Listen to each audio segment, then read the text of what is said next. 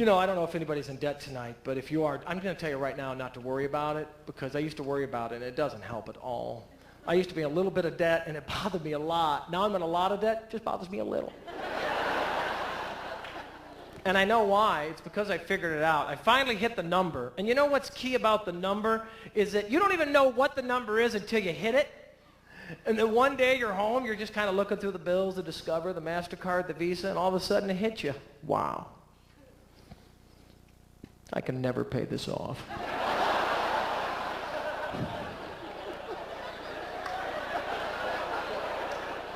Well, maybe if I... No. All right, let's go to Target. I'm buying a big screen. Who wants one? Come on.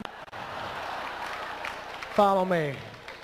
Yeah, we're going to have some fun. I don't care what it is. We are living the Visa Loca. We are going to go out and spend like crazy. I'll tell you, that is the best feeling, just hitting that number, because you're like, woo! Whatever happens, happens. I'm like, I don't care. What are you going to do, sue me? Put it on the Visa. My brother was always calling me up. He's like, when are you going to take responsibility for this?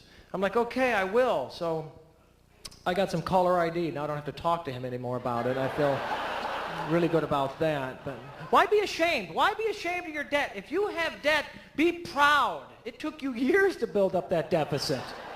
Hold on to it. Cherish it. Pass it on.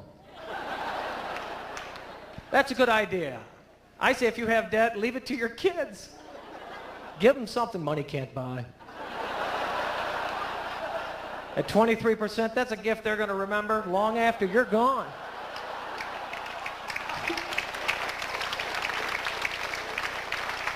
Think about it. Think about it. How many times have you hear about large inheritances just ripping families apart? I say leave them your debt, give them a little project, bring them together to work on.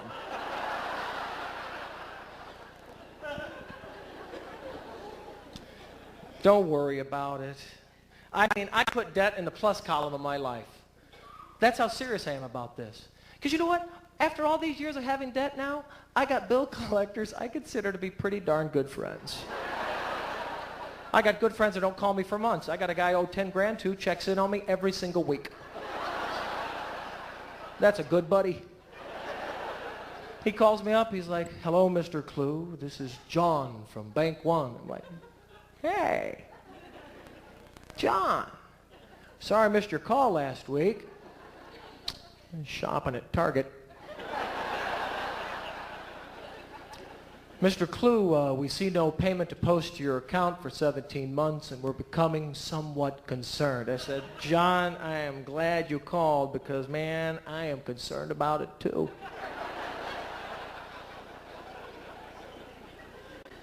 He says, well, Mr. Clue, what would you suggest then that we should do about this? I said, John, I got to tell you, I'm stumped.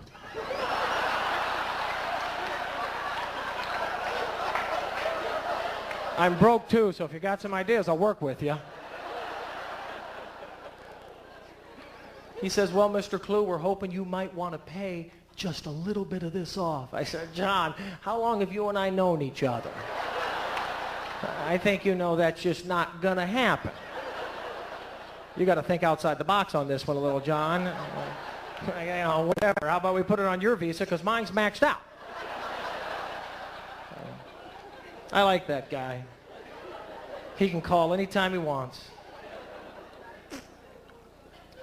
The other guy I don't care for. It's the other type of debt collector. It's the guy that seems to care just way too much. Hello, Mr. Clue. This is Jim from Bank One Visa. How are we doing today? I'm like, Jim, I'm fine, but gosh, it sounds like you need to go potty.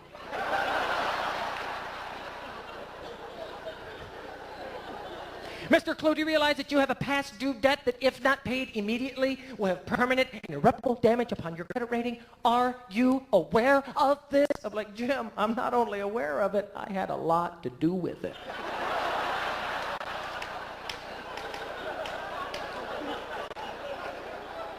Well, what then do you suggest that we should do about this? I said, Jim, I'm going to suggest what I've been doing all along. You should think about it too. Let it go. You got to forgive yourself and move on because it's not your fault. He says, Mr. Clue, do you understand? Do you understand? Do you understand that your debt is not our responsibility? I said, Jim, let me tell you what I understand. I understand that like a year ago, I got a card in the mail that I never asked for in the first place. In fact, from what I know, your company gave me your seal of approval. I never asked for your approval, but you gave it to me anyway. Now I've made some impulse buys that perhaps got us in a little bit of a pickle. But it's our pickle, and I think we can work our way out. But Jim, I want you to take the right attitude about this. I want you to think about the good things that you've helped me buy over the years. Because I got crap in this house I could have never afforded without the help of your company. I told him, I said, I got a fruit dehydrator and a Solo Flex you should be pretty darn proud of, Jimmy. I said, you name a fruit, I'll suck the juice out of it. I'll make you a Kiwi Slim Jim that will knock your socks off.